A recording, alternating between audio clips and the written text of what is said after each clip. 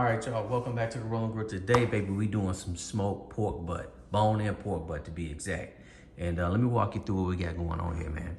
We got some Creole seasoning here, Tony Sacherici, Sachere, you know what I'm talking about. And we got some of this right here. Some of this Boston dry jerk seasoning. This stuff right here, I'm not really doing a jerk pork, but I am gonna put it on there. But this stuff right here is gonna give it amazing color, and it's gonna give it some good flavor as well. That is my bone-in pork butt. This is probably about 8 pounds. 8 pounds bone-in pork butt. And of course, on all of my smoked meats, I use coconut sugar. Burn slow, excellent color. So let's get to it, y'all. Right here on the Rolling Grill, baby, we're doing bone-in pork butt. Look here, look at the price of these things now. I got it on sale for 16, but they 24. Back in the day, man, you used to be able to get 2 of these for 24, man, at Sam's Club. Inflation, y'all. But anyway, stay tuned right here on the Rolling Grill, baby. Yeah, boy. All right, y'all. Let me get back in frame. All right, y'all. Just washed my meat off, a little water, some apple cider vinegar. Because when you get this meat out of them packages, it's kind of slimy, man. So you make sure you wash it, especially these pork butts. So let me go ahead and get this cleaned up.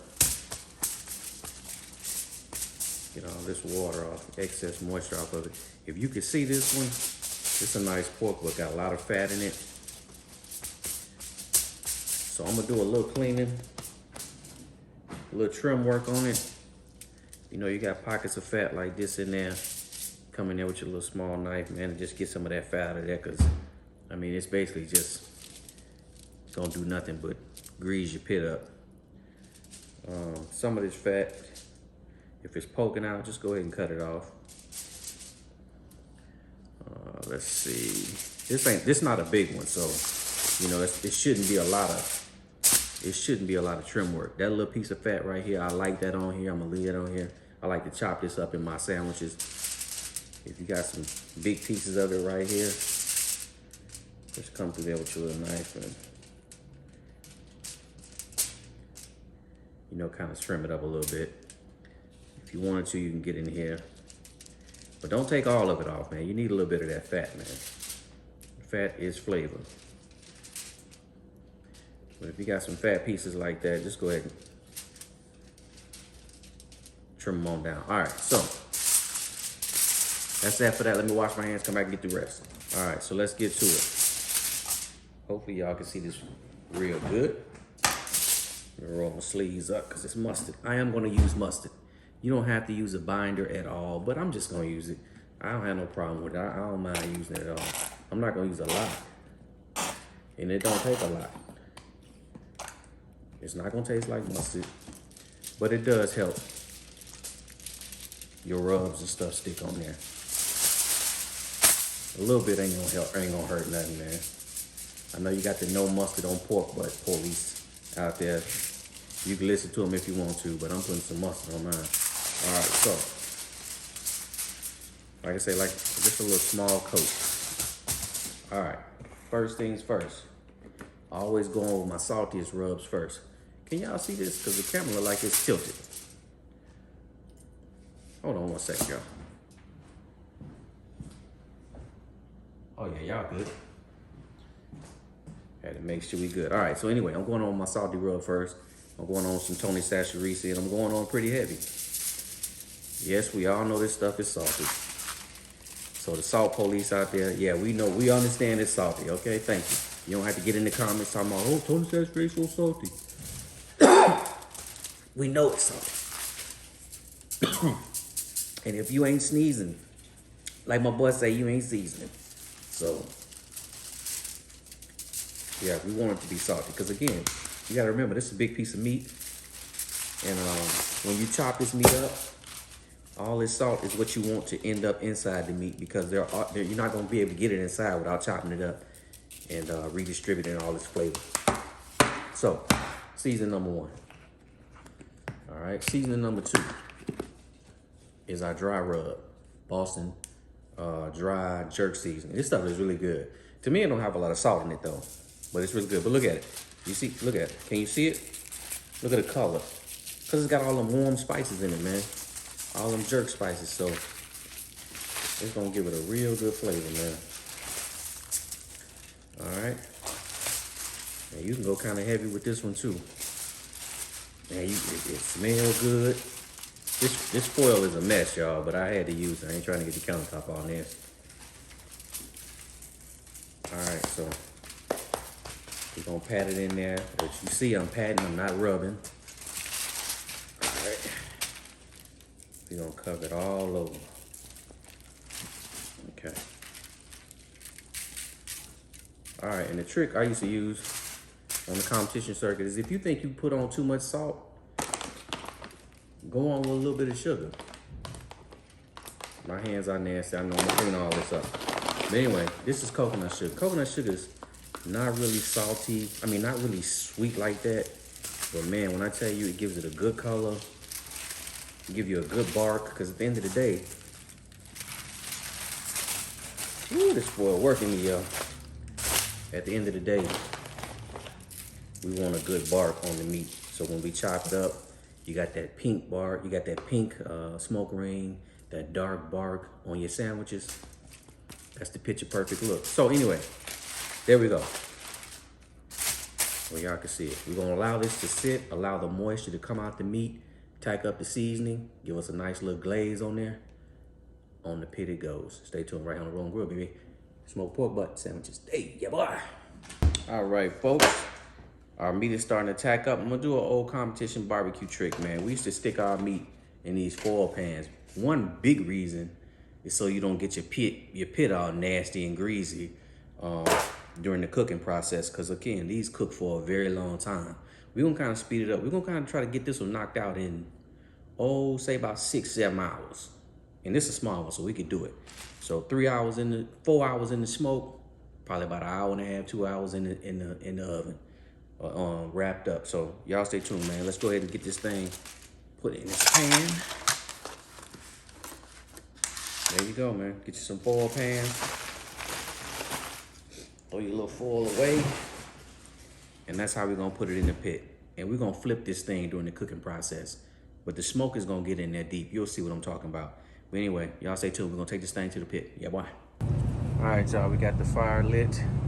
This is match light charcoal. Quick, easy. I'm gonna use some Western wood post oak on this. And as you can see, I got it inside my barrel. I'm gonna do an offset cook. I'm gonna put my pork butt over here, my heat over there. But instead of using the whole barrel for one piece of pork butt, I'm just gonna do it this way. And that's essentially what it's gonna look like. Pork butt gonna be right here, heat gonna be over there. It's just an offset. Like I said, I'm just using the barrel. Stay tuned. All right, y'all, and this is what I'm using right here. It's Western Post Oak, baby. Good on brisket and excellent on pork butts. Got some small pieces in here. That's what I'm gonna be using. Chunks. All right. So we got our smoke rolling. We're gonna add a few more of these wood chunks, man. We're gonna try to get an intense smoke on this meat.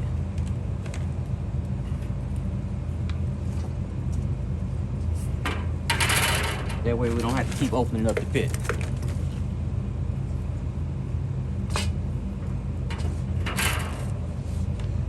Well, y'all can't even see it. That's what we're looking at right there. We're gonna put our pork butt right there. So essentially that's what we're looking at, y'all.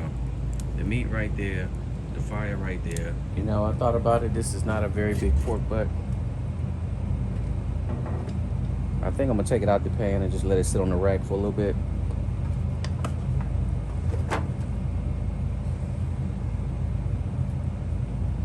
And then 2 hours in, we'll put it back in the pan.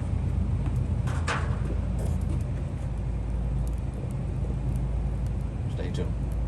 All right, y'all, we 2 hours in. You ain't really expecting too much color in 2 hours, but we did have a little smoke going on over here. It is hot. I'm gonna throw me a little piece more wood on there and I'm gonna put this thing in a pan. I'll let it keep on rocking. Again, we're gonna smoke it for 4 hours. We add a little more wood. Again, we're doing a quick cook on this. We're just really using this smoker just to smoke it. We're not trying to finish cooking it in here. We're gonna wrap this thing up, put it in the oven. I'm just gonna let it sit on here for 4 hours and absorb as much smoke as it possibly can. Stay tuned. All right, we are also still 2 hours in. I'm gonna go ahead and hit it with a little bit of apple cider vinegar just to wet it up a little bit so I can put a little bit more of that smoke flavor in. All right, stay tuned. All right, y'all, we 4 hours in. Pretty much look the same, but you can smell that smoke. That smoke is deep up in there, man. We're gonna get the color once we put it in the oven. All right, guys, now it's time to wrap it up. What I'm doing is put a little bit of that vinegar-based sauce on top of this meat just to add a little more color to it, just to give it a little more flavor. So when it mixes with the meat juice, you got a nice little base to pour back over your meat. We're gonna wrap it up real tight, and we're gonna stick it in the oven. Y'all stay tuned. Yeah, boy. All right, y'all, in a 300-degree oven it goes. We're gonna let it sit in here for about an hour and 30 minutes.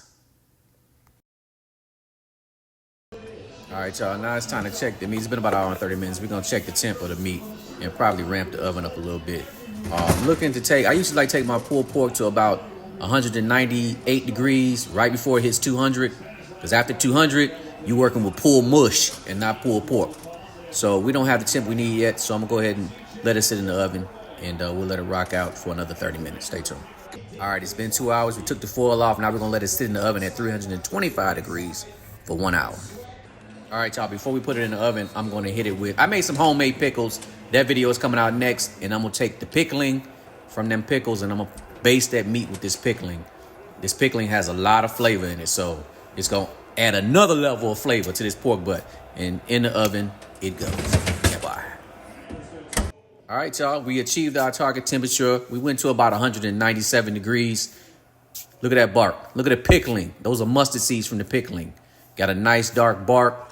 Got some nice pink meat in there from the smoke ring. So we're going to let it sit here and rest for probably about 20, 25 minutes, and then we'll make a sandwich. All right, y'all. Now what we want to do is we're going to get if you got one of these fat separators, they're perfect. You want to go ahead and drain all that liquid off of your meat. And basically, we're just trying to separate the good juju from the fat so we can pour it back over the meat later on in the process. All right, y'all. I'm going to go ahead and break this pork butt down. Just make one sandwich. The football game is on. Kansas City Chiefs against the Buffalo Bills, baby, to see who go to the Super Bowl. We got some potato rolls right here. I'm gonna go ahead and take one out. Got a little drink right here. We're drinking a little Crown Royal Blackberry today. All right. Now, usually I would toast my buns, but I'm not even doing that. I'm gonna leave it right there. All right, so these are the drippings that came off the pork. You can see where the fat has separated from all the good juju.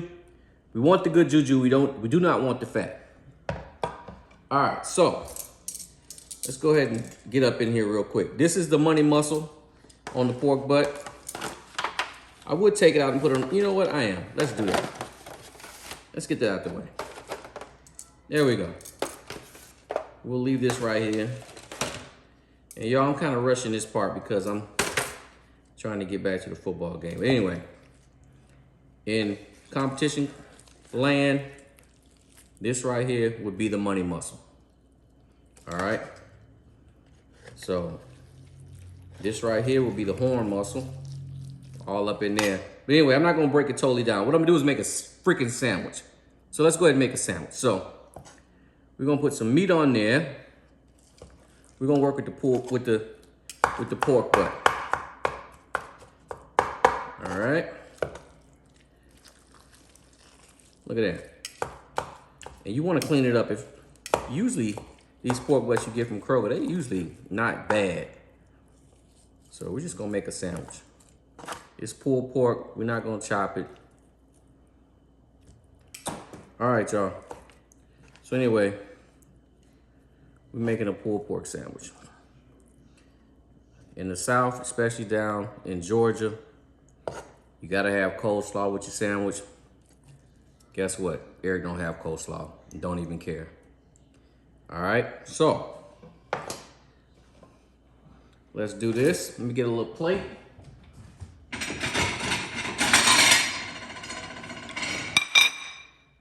These are potato rolls. All right. You heard that? This is a little juju that was left in the pan. I'm gonna put a little juju on there. We're gonna hit it with Some of that. Look at that. Nice and wet, baby. And then we're going in and grabbing some pickles. Going in and get us some homemade pickles. Okay? If it falls to the side, that's okay. That's what a good pulled pork sandwich does. All right? More meat than bread, baby. Okay?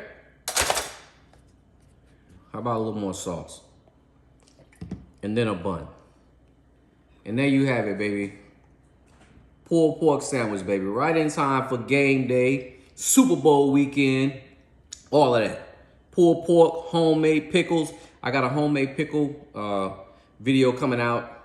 I'll put it out probably a day after this one. But there you go, baby. Post oak smoke, pulled pork sandwich, homemade pickles, vinegar-based barbecue sauce, right here on the Rolling Grill, baby. So I want to thank y'all for joining me here at the Rolling Grill. Let me see if I can take another little bite real quick. Let me get this out the way. Y'all stay tuned. All right, I'm gonna move the pulled pork sandwich up. I mean the pulled pork up. Let me go ahead and take me a bite real quick. Look at that. Let me get a little bite.